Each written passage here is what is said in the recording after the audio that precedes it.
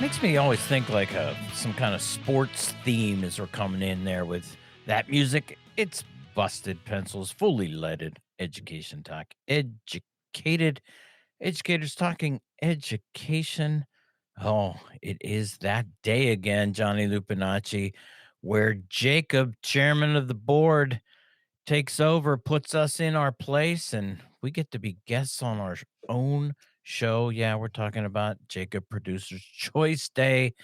But I gotta say that I'm excited. I'm not anxious. Maybe I've lost that. Hey, Yeah, I think it's your new anxiety cat, Tim. I think, I think there's the Ember, the new Amber. addition to the Slekar family, Yeah. is bringing Tim reduced anxiety for producer's choice. So this is a win-win all the way around for Jacob. Yeah. Jacob, see that? Do you want to take this opportunity to tell the listeners about your new cat? Well, I guess. I mean, Because people want to know now. You can't just leave it at that. I mean, we did not plan on getting a cat's out of the bag, Tim. The cat's truly out of the bag. We did not plan on getting a cat. We've had cats. We've had 7 dogs, and we still have another dog. And we had a person, my mother-in-law, we've been taking care of for 3 years, move out, and we were like, okay, man, we're back. And they're like, hey, let's go check out and see maybe if we can find a cool place to put the canoe in the water and enjoy some time away and just being out in the nature. And driving along this lake, go down a back road and look at this little area, just kind of like it said, hey, come check this place out. This would be a good place to put your canoe in. So, can you canoe here? Hey, can you canoe here? We got out and, we're like, wow, this is going to be perfect, man, for the canoe. Perfect. And, looking at the lake and I start hearing this noise. And I'm like, what the heck kind of bird is that? Yeah, no. And son of a gun, look down, and underneath, out of the bushes, comes this little black cat and just starts, doing the serpentine around both of my wife's, Michelle's, and my legs. And we walked back to the car, and this little cat followed us. We opened the door. She jumped in, and we said, well, I guess we have a cat now.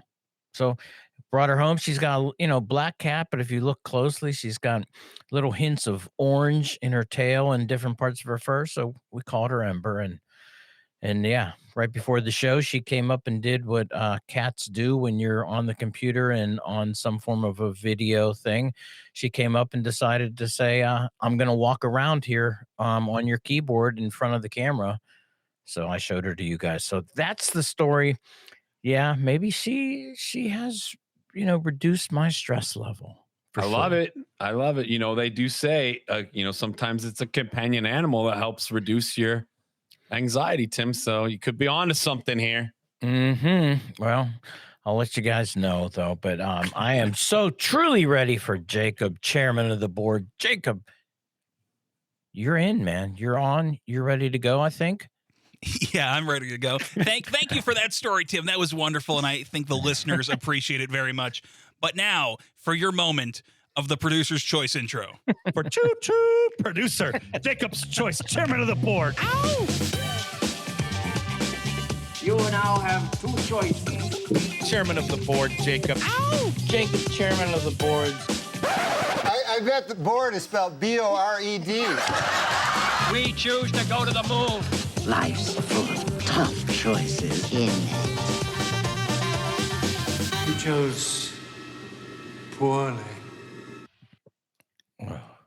Man, what a good intro that is. I just have to say, whoever made that did a great job. And the cool thing is that it's modular, so that when Johnny has a new cool nickname for me or cool way of saying it, I can just swap that in and out, or whoever made it can do that. Fellas, Dr. Tim Slekar, Dr. Johnny Lupinacci, thank you so much for being here on your own show. I really appreciate having you here. Nice. Thank you, Jacob. Today's topic comes not from me, because I'm not perfect. Sometimes I don't have the right question for the day. This one comes from our listeners. Particularly, the listener is, again, my Grandpa Jim. Hey, Nice. we love Grandpa Jim. Now, he's my grandpa, but he's also a former teacher, and he has a nice mustache. So I think he knows what he's talking about when it comes to topics like these. So that's why I trusted him enough to take his question. Now, this whole story starts in the family group chat where my cousin sent us a graphic of the highest paid superintendents in Illinois, where me and my cousin come from originally.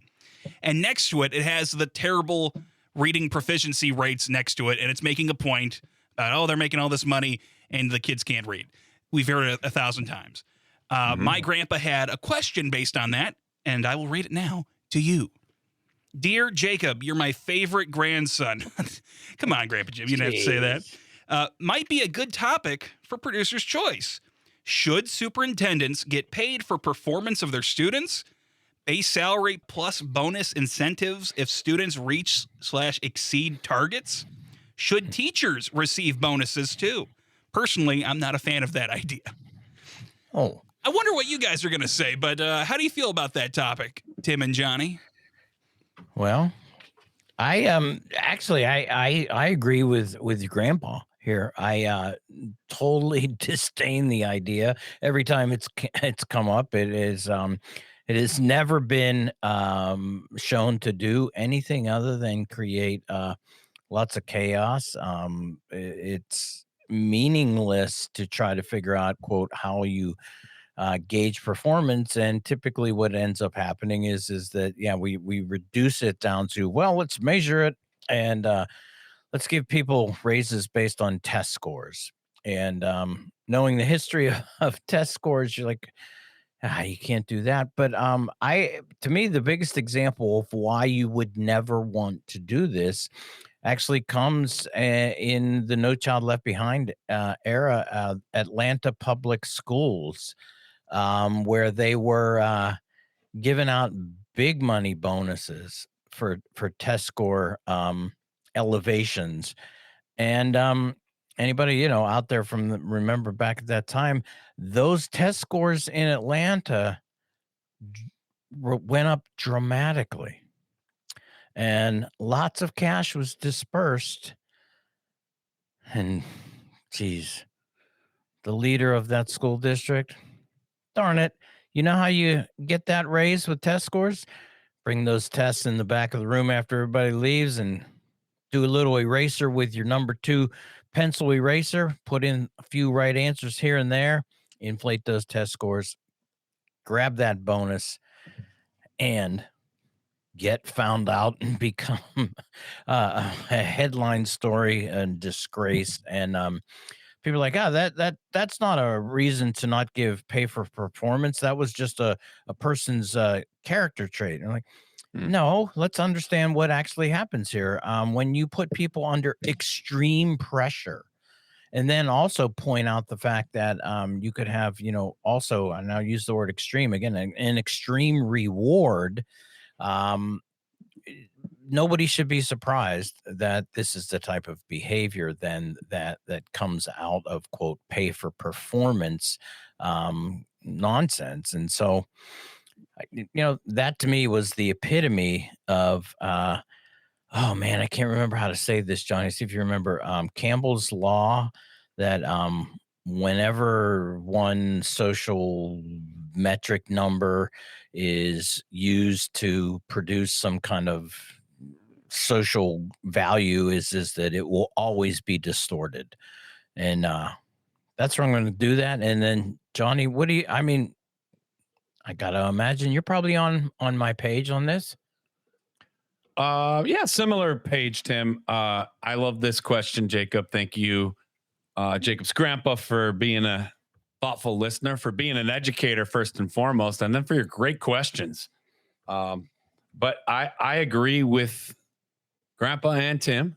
I'm not a big fan of merit pay. I think we just kind of call it that. But and for similar reasons, right? Like it introduces some strange factors into motivation, right? And then there's incentive then to focus maybe too much on these tests, or even give too much emphasis on, learning being as maybe unit dimensional as testing has lend itself to be.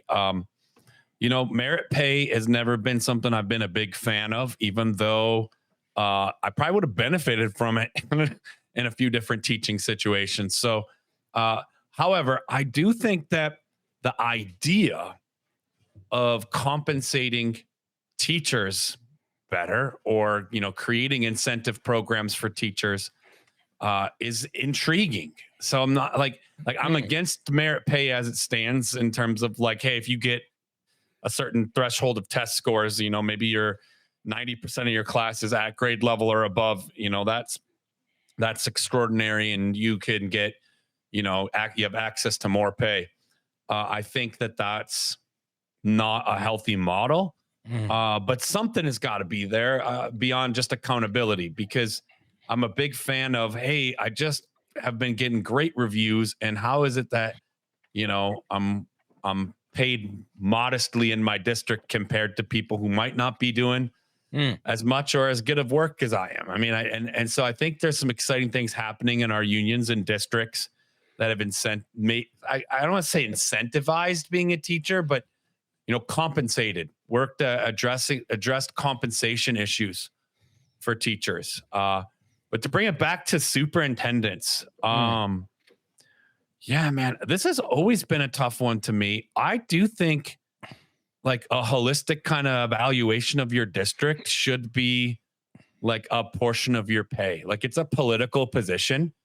I think it's a demanding one, so it's a pretty high paying one. Sometimes some of the highest paid people in our districts are the superintendents, right? I think that the job demands a high salary, but I am not fully opposed to, and I think this has got to be thought through. I haven't actually thought through it, with detail, but a base salary, and then maybe with option to earn more should you stay longer and be successful. And that's someone coming from a large urban district where it is constant turnover. So constant turnover, and I flip that around to working in districts with teachers who maybe are smaller rural districts who have long-term superintendents doing amazing work, right? That could get pulled to go to some of these bigger suburban or urban districts for more money.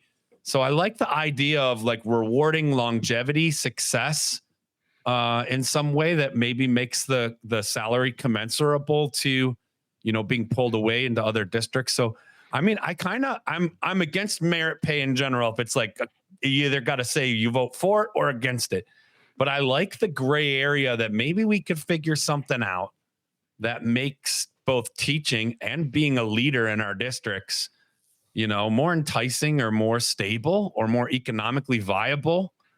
I'm always for teachers making more money, but I hate seeing them fight each other for it. Yeah. Right. Or give up good teaching in order to do it. Because I know, like if the goal is pass the test, I don't necessarily have to be a great teacher to get most of my students to pass the test. I also could be doing great teaching and maybe on any given year not have a majority of my students passing a test. There are too many factors there.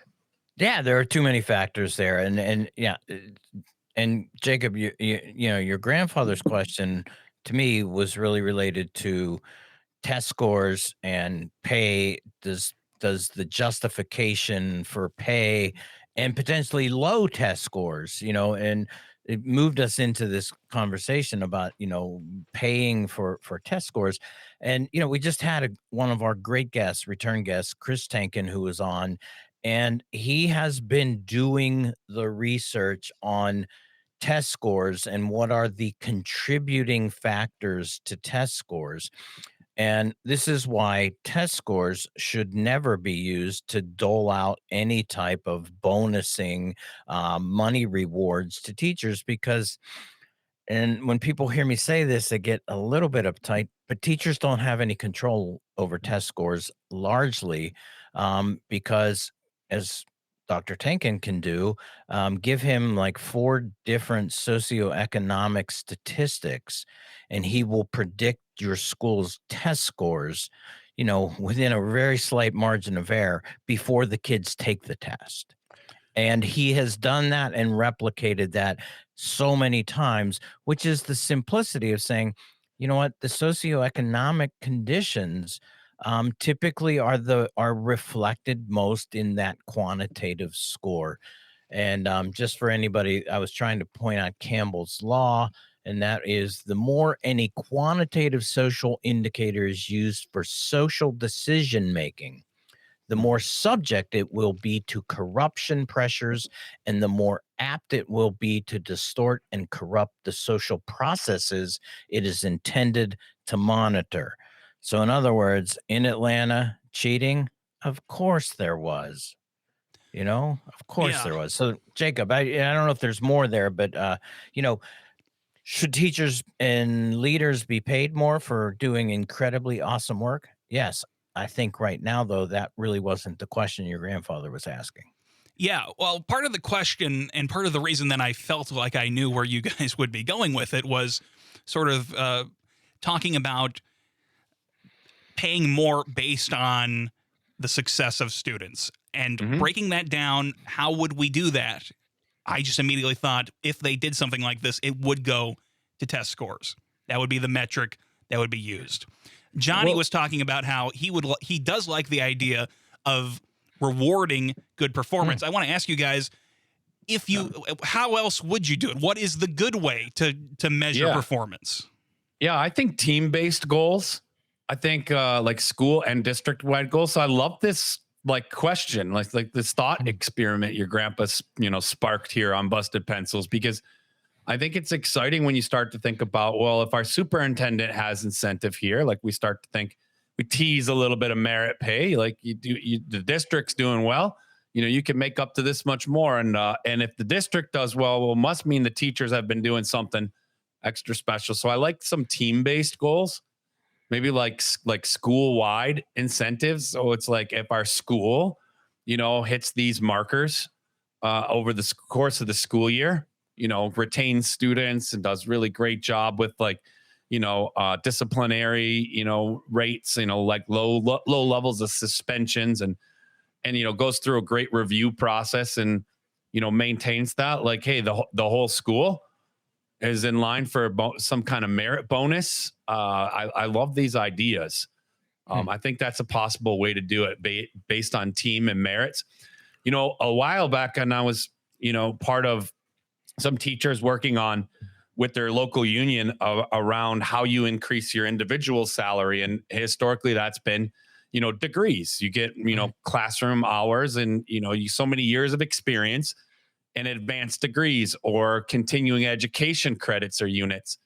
And I think some innovative things are happening around our country and districts around this as well. It's no longer just go get a degree, but there is a lot of like local set objectives in terms of, achieving like a lead teacher role, being evaluated and moving along a particular rubric advances your opportunity for more pay. It's not simply collecting credit hours or academic achievements, right? It's actual like working together in a team, being part of an initiative. There's all kinds of ways that you're evaluated in many districts to advance your career. And I think these are exciting ways, like percentage of it, like lead teachers in your school can increase like the amount maybe a principal has to, pay their teachers. I think there's some real exciting ways. Like I come back to it again, Jacob, like I did in the first round of the questions, is to me, it's about retaining really great teachers. My entire career, you'd lose a great teacher to a school that could cherry pick them because it might have been, either closer to where they lived or it's like a school that is a little less financially stretched. They could make more in a better district.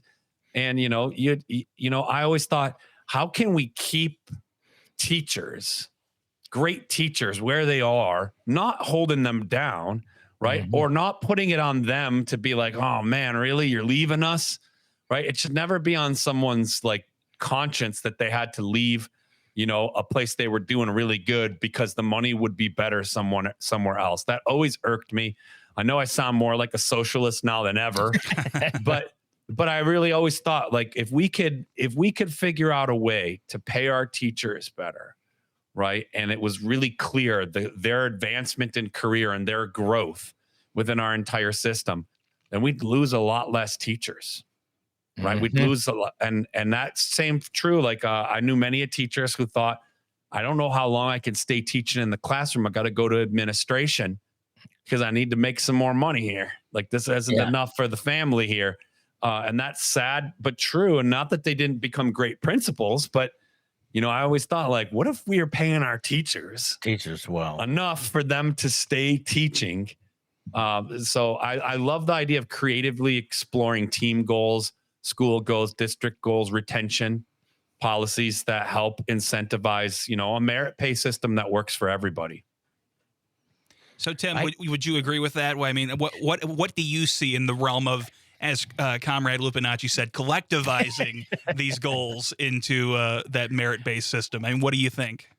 I agree with Johnny on that one. We lose way too many teachers. I mean, first of all, just from the shallow pay to begin with, but then the idea of our greatest teachers, what are the incentives for them to stay in the classroom? At one point, Johnny said, hey, I got to go into administration to make some money. And I will tell you that, some of them became great principals. However, a lot of them didn't, and in fact, couldn't make the transition from great teacher to great principal. And so I would like to see the ability for teachers to stay put for that reason too, is because there's something about leadership that you really want leaders to emerge into those positions and not be, enticed only by the money. If there is a quantitative indicator that we might want to look at potentially now, as we've been talking about this, I would like to maybe start to reward teachers on their students' level of engagement. As we've been talking more and more about that, we know the sad statistic that after first grade, for every year a kid spends in school, their level of engagement decreases. And we talked to Mike Bigley this week, and talking about what they're doing up in their school is that they're really trying to turn around the whole structure of schooling, which we've pointed out the structure of schooling really does contribute to low engagement and teachers knowing that they have to do certain things even when we know that they're not the best for kids. So engagement scores, and again, we'd have to make sure they're valid, reliable, and all the things you do to make quantitative measures work. But that would be way more interesting to look at engagement levels versus test scores across numeracy and literacy scores, considering that, if we can really be incentivizing teachers and leaders and superintendents to create engaging classrooms, engaging schools, engaging school districts, it might be interesting to look at there as a way to dole out a little extra cash. I don't want to dwell on this part of the conversation for the entire duration of the show, but just to make sure that we're clear on what we're saying and our stance on these things, because there's sort of two separate parts of this.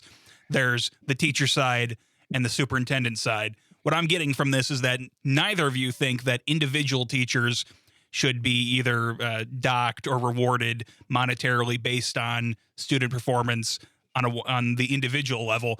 Maybe some group-based team goals could bear fruit down the line. But Johnny, I believe you said you're sort of in favor of the superintendents having these sort of goals and incentives because it's more of a political position.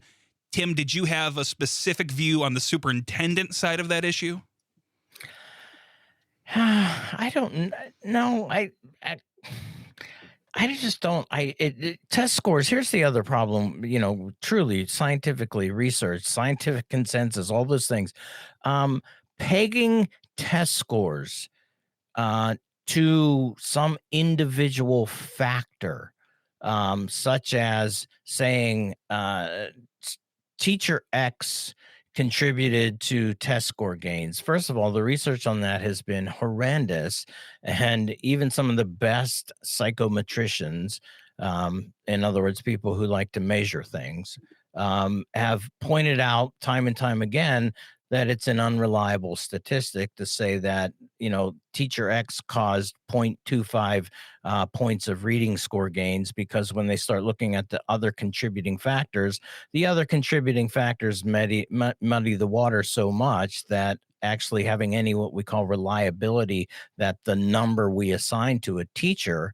And so then for every person removed from the teacher, the reliability then of that test score diminishes. So to the point where you get to saying the superintendent caused test score gains or contributed to test score losses, there's no real science to put any type of stock in that. I know, Johnny, I don't know if you're agreeing Well, or I mean, disagree. I agree with you on the level of like, are we asking about measurement of learning for students? Yeah. And I think it's test score only is a poor measurement, but I think related to what Jacob brings up here is why it might be shocking is I'm kind of a fan of it, and I know it exists in bargaining and contracts for superintendents is like a bonus.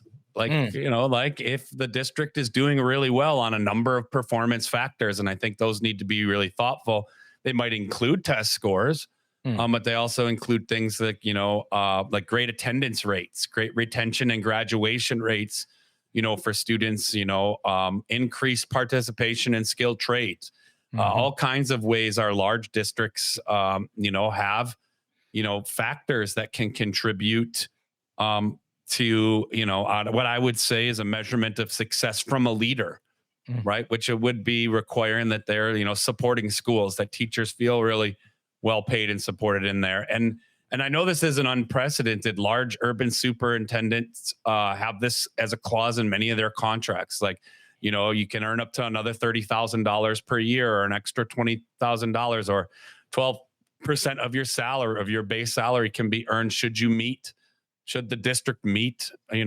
certain criteria, certain performance bonuses that are tied to metrics like academic gains, management efficiencies, and even innovative reform. I'm this where the socialist in me starts to sound a little more capitalist. I'm a big fan of, and probably because I saw so much turnover, right? You're here to do some big things. You better do them, Right. because you have a short window to do them in. And you got to incentivize, I think, short windows.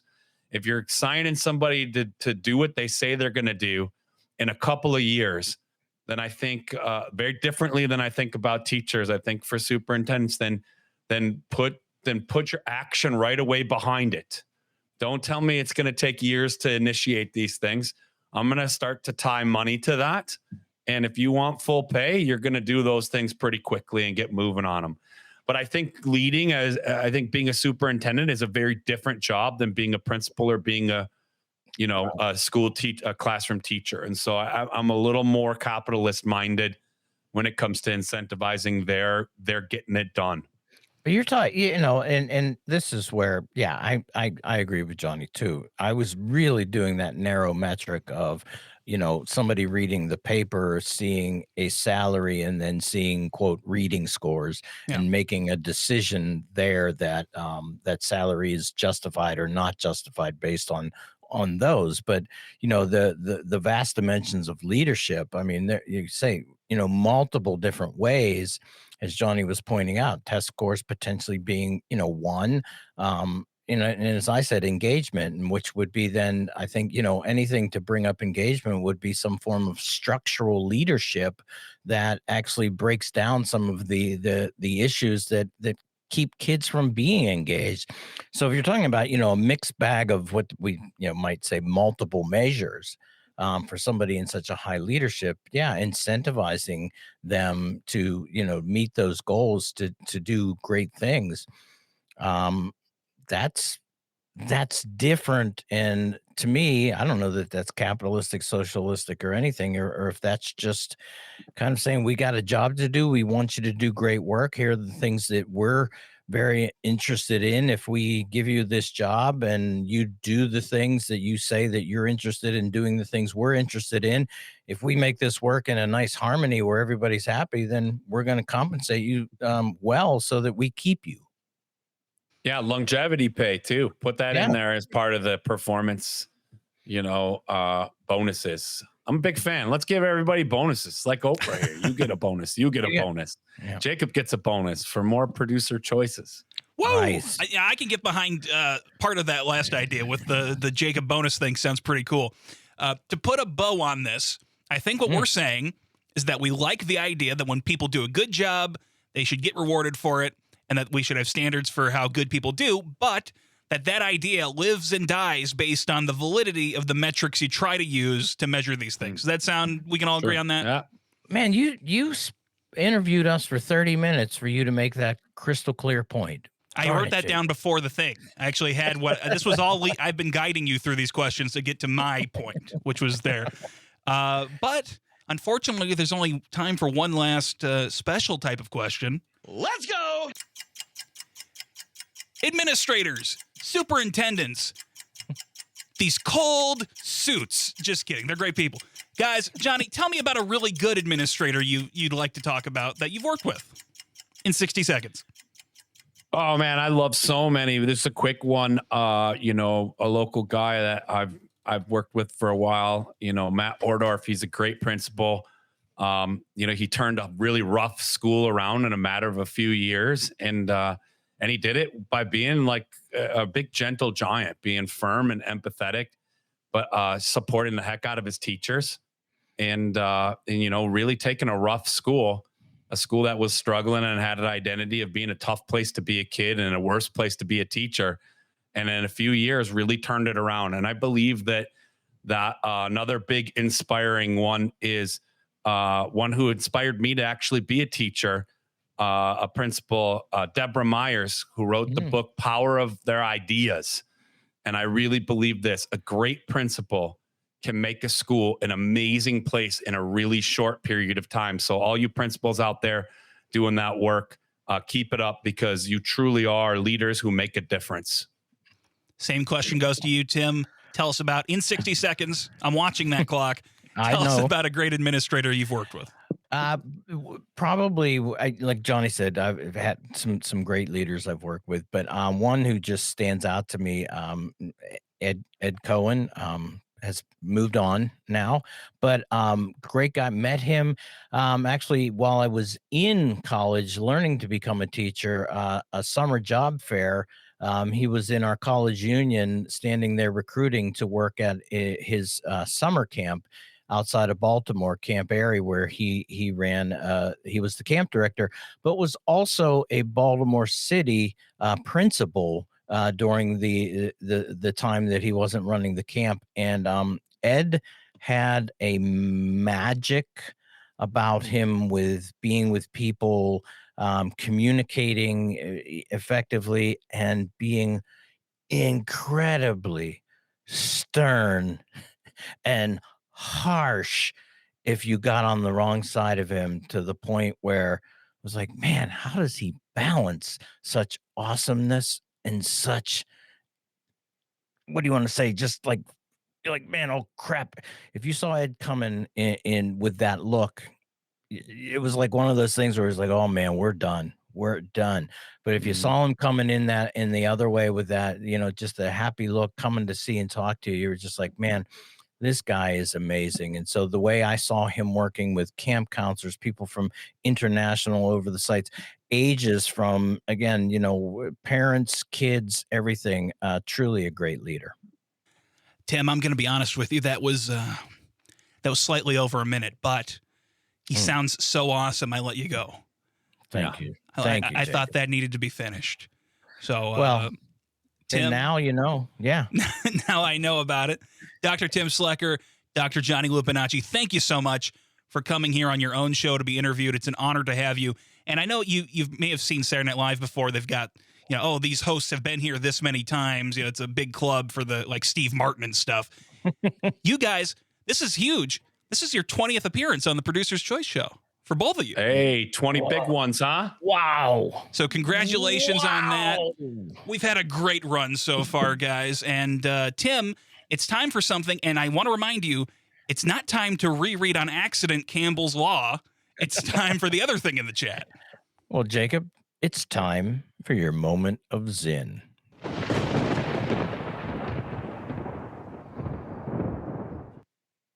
While some people think that dissent is unpatriotic, I would argue that dissent is the highest form of patriotism.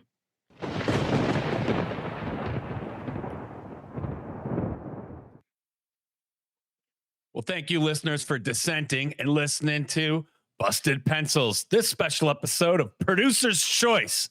And remember, you can grab great podcasts packed with all kinds of Busted Pencils content on Apple Podcasts, Spotify, and of course, on the Civic Media website, or you can always find us at bustedpencils.com. Hey, and don't be late for homeroom on Monday, and be sure to grab next week's class in session on Wednesday. And if you don't know, well, you're going to love this because you can catch Busted Pencils broadcast at 3 p.m. Central Time across every Civic Media Network station for 1 hour of your favorite blue-collar scholars, Tim and Johnny, and keep busted pencils.